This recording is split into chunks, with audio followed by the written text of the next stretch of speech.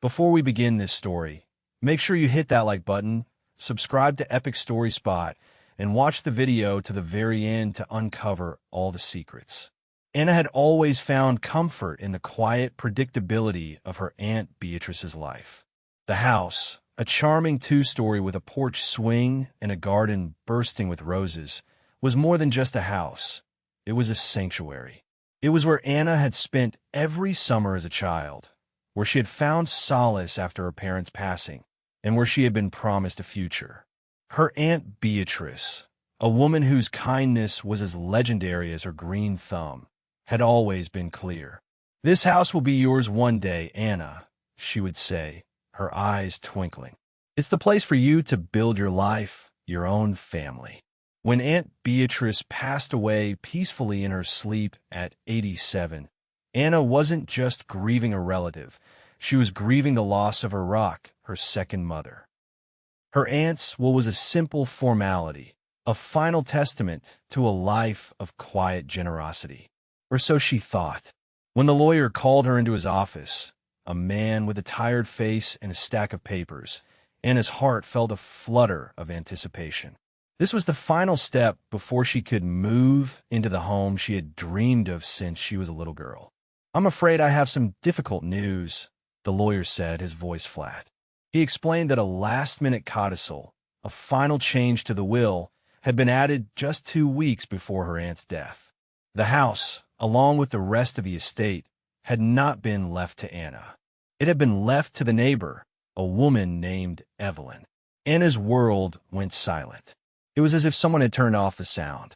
Evelyn was a woman in her late 50s with a cheerful but unervingly saccharine smile and a penchant for gossip. She was always over at the house, bringing casseroles and talking to Aunt Beatrice for hours on the porch. Anna had always found her a bit overbearing, but she had never seen her as a threat. The lawyer handed Anna a copy of the will, and she stared at the words, her mind unable to process the betrayal. Her aunt would never do this. Evelyn was there for her in her last days. The lawyer explained gently. She said your aunt felt you had your own life to build, and that she wanted to repay Evelyn for her friendship. Anna left the office in a daze, the cold wind whipping her hair across her face. She walked to her aunt's house, a profound sense of loss in her heart. Evelyn's car was parked in the driveway, and as Anna approached the front door, the neighbor stepped out. Evelyn's smile was as cheerful as ever, but her eyes held a cold, knowing glint. "Anna, dear," she said, her voice dripping with false sympathy. "I'm so sorry. I know how much this house meant to you. But your aunt felt I needed it more. And I was her best friend, after all." The words were a knife in Anna's heart. "She wouldn't have done this," Anna whispered. "She promised me." Evelyn laughed, a harsh, brittle sound. "Promises are for children, dear. Your aunt was a realist." Anna's blood ran cold. She looked at the house, at the roses that were now Evelyn's, at the porch swing where she had sat with her aunt for hours, and a profound sense of anguish washed over her. She knew something was wrong. She knew her aunt had not done this willingly. As she turned to leave, her gaze fell on the front porch light. It was a small, unassuming detail, but it was a detail that held a secret. For as long as Anna could remember, her aunt had always kept a spare key hidden under a specific flower pot on the porch. A flower pot that only Anna and Beatrice knew about. She walked over, her heart pounding, and lifted the pot. The key was still there. She unlocked the front door and slipped inside, the house a silent witness to a betrayal. Evelyn's car was still in the driveway, but Anna knew she had a small window of time. She went straight to the study, to her aunt's desk. Her aunt had a specific routine for her important documents, a routine she had shared with Anna years ago. Under a stack of old bills, she found a small, handwritten note. It was from her aunt. "Dearest Anna, if you are reading this, it means something has gone wrong. I have been so ill, and Evelyn has been so kind, but her kindness feels like a cage. She has tried to convince me to change my will, but I will never do it. The house is yours always. Fight for it. Fight for me." The note was dated a week before her aunt's death. Anna's hands trembled as she clutched the note to her chest. It was a truth that had been hidden for so long. She wasn't just fighting for an inheritance. She was fighting for her aunt's last wishes, a promise that had been buried by a cruel betrayal. The battle had just begun. Clutching the note, Anna knew she couldn't go to the police. It was just a piece of paper, easily dismissed as a grieving relative's delusion. She needed more. She needed proof. The memory of Evelyn's cold, knowing eyes fueled a fire in her she didn't know she possessed. Her gentle, kind aunt had been manipulated in her final days, and Anna refused to let that injustice stand. She started her investigation in the only place she knew how, the past. She went to the town library, pulling up old records and newspaper archives, searching for anything on Evelyn's family. The name Evelyn was common, but her maiden name, Carter, was less so. She found a series of articles from 50 years ago about a major real estate scandal. A wealthy family had been swindled out of their fortune, losing everything. The head of the family, a man named Robert Carter, had been financially ruined, and he and his family had left town in disgrace. The man who had swindled him? A real estate developer by the name of Arthur Miller, Anna's grandfather. The truth hit her like a punch to the gut. The betrayal was not a recent act of greed. It was a decades-old plan for revenge. A revenge that had been patiently waiting for the right time, the right person to strike. The thought of Evelyn's constant presence in her aunt's life, the casseroles, the cheerful smiles, it was all a part of a long con, a plot to get back at a family she believed had ruined hers. Anna felt sick to her stomach. She went to her aunt's house, this time not as a guest, but as a detective. She knew her aunt had a filing cabinet in the study, and she had a feeling she would find something there. She was right. Under a pile of old tax documents, she found a series of letters from her grandfather, letters that spoke of his dealings with Robert Carter, and a bitter business deal that had ended in a profound betrayal. Her grandfather had betrayed Robert Carter, a betrayal that had led to his financial ruin. Evelyn was his daughter.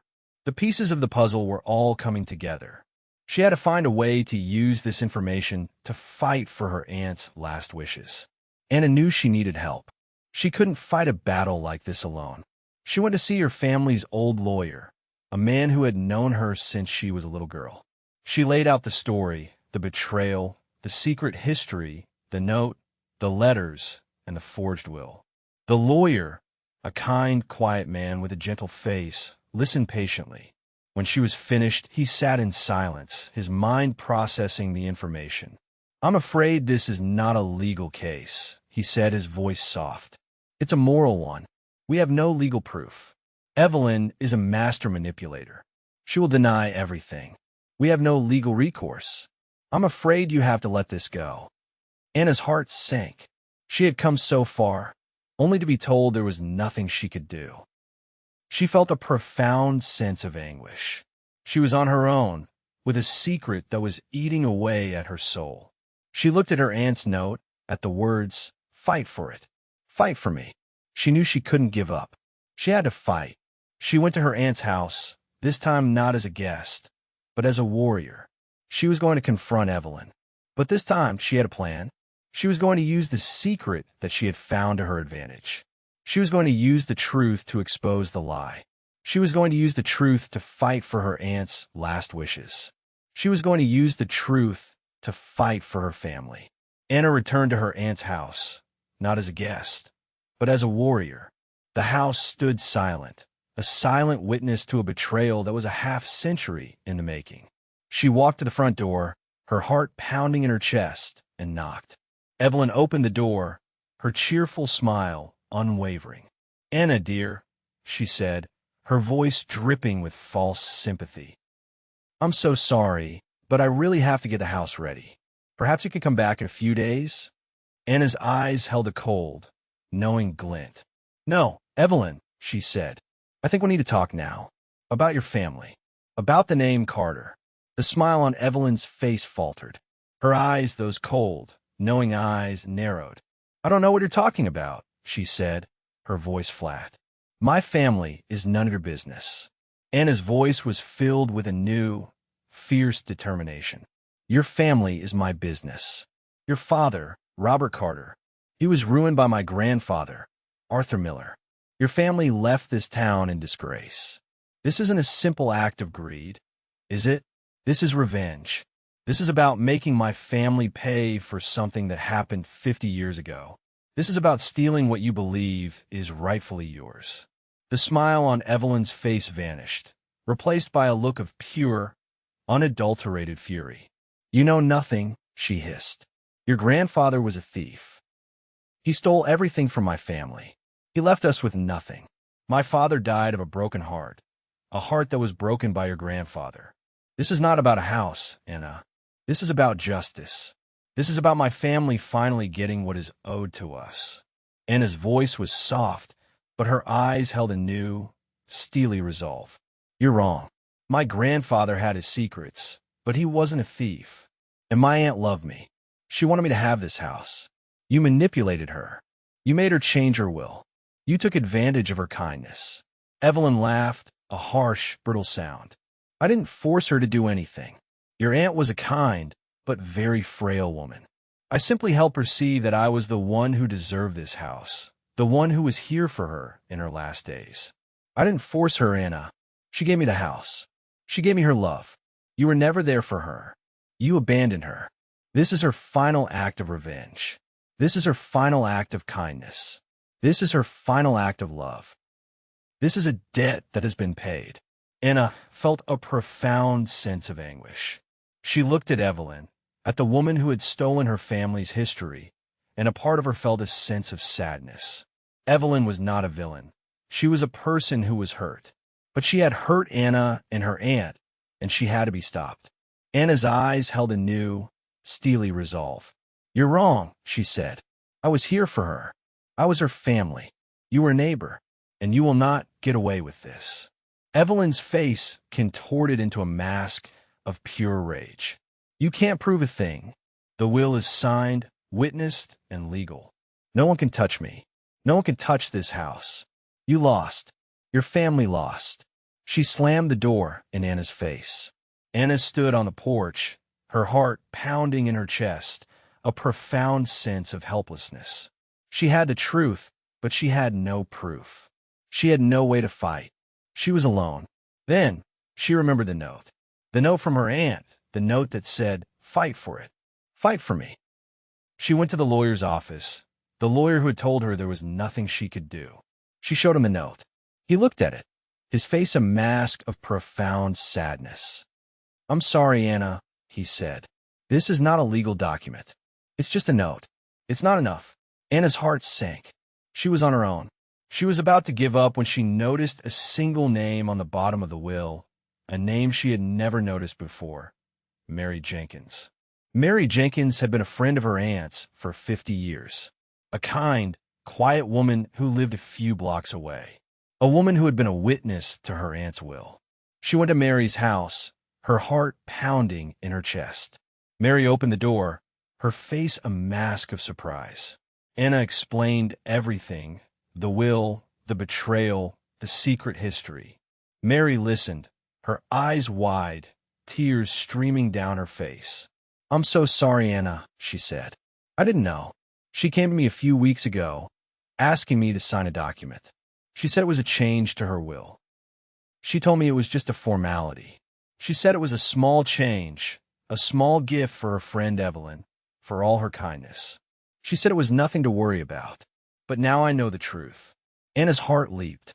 She had found a witness who had been deceived, a witness who had been betrayed, a witness who had been a friend of her aunt's, a witness who had been a friend of her family's, a witness who was the key to unlocking the truth.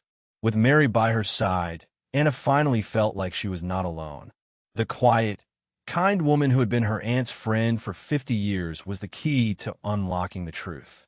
They went to the lawyer, a man who had told Anna there was nothing she could do, a man who had told her to let it go. But this time, Anna had a witness. She laid out the entire story, the betrayal, the lies, the note from her aunt, the secret family feud, and the manipulated will. Mary, her voice filled with a quiet, steely resolve, confirmed every detail. She told him about how Evelyn had approached her, how Evelyn had asked her to sign a document, how Evelyn had told her it was a small change, a small gift, a small formality. She told him about how Evelyn had told her it was nothing to worry about, and how she had signed it, not knowing that she was betraying her best friend.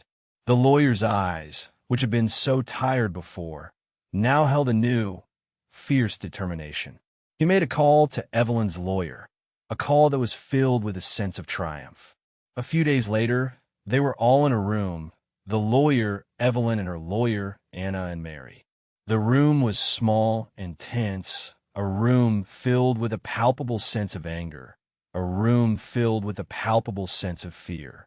Anna looked at Evelyn, at the woman who had stolen her inheritance, at the woman who had betrayed her aunt, at the woman who was filled with a sense of vengeance, and she felt a sense of sadness. Evelyn's face was a mask of pure, unadulterated fury. She had lost. She had been defeated. She had been betrayed by the one person she had trusted. She had been defeated by the truth. Evelyn's lawyer, a man with a stern, unforgiving face, looked at Evelyn, his eyes filled with a sense of disappointment. "You are wrong," he said. "We have a witness. We have a witness who is deceived. We have a witness who is betrayed. We have a witness who is willing to testify in court. We have a witness who will not let this go." Evelyn's face was a mask of pure, unadulterated fury. She had been defeated. She had been betrayed by the one person she had trusted. She had been defeated by the truth. The lawyer explained that Evelyn's deception had been so meticulously planned, but her arrogance had been her undoing. She was so sure that no one would find out the truth that she had a friend sign the will, a friend who would be willing to testify in court. She was so sure that she had one, but she was wrong. The will was a forgery. The will was a lie. The will was a betrayal. The lawyer looked at Anna and smiled. "You have one, Anna," he said. "The house is yours." A profound sense of relief washed over Anna. She had won. She had won for her aunt. She had won for her family. She had won for herself. She looked at Evelyn, and for the first time, she saw a woman who was broken. A woman who was filled with a sense of vengeance. A woman who had lived a life of quiet desperation. A woman who had been betrayed, and a woman who had been defeated. She saw a woman who was broken, a woman who was filled with a sense of sadness. She saw a woman who was just like her.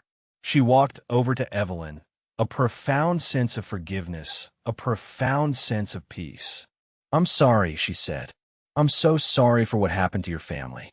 I'm so sorry for what my grandfather did to your father. I'm so sorry for the pain that you have lived with for so long." Evelyn looked at her, her eyes filled with tears, a profound sense of peace. "I'm sorry, Anna," she said.